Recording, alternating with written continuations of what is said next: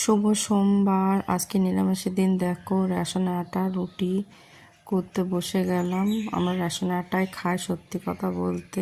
দেখো কি সুন্দর ফুলকো ফুলকো রুটি হচ্ছে। আমরা ভালো খাই রেশনের আটা, একদম খারাপ না, ফেলনা না। মানুষের তো কত কিছুই পায় না, দেখো আমরা পেয়েও খাই না। কত তো মানুষ আছে না খেয়ে থাকে, দেখো আমরা পেয়েও খেতে চাই না।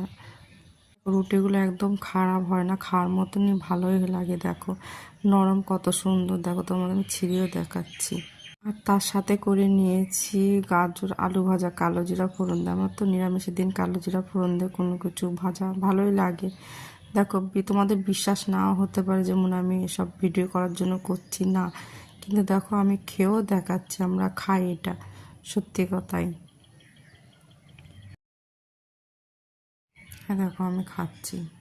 তাই তোমাদের সবাইকেই বলছি যে খাবার কোনো দিনও নষ্ট করো না। খেতে না পারো, কোনো একটা গরিব মানুষকে সাহায্য করে দাও, ফেলে নষ্ট করো না। কেননা কত মানুষ না খেয়ে কান্না করছে, তাই না দেশে। আর অপচয় করো না। আজকের মতন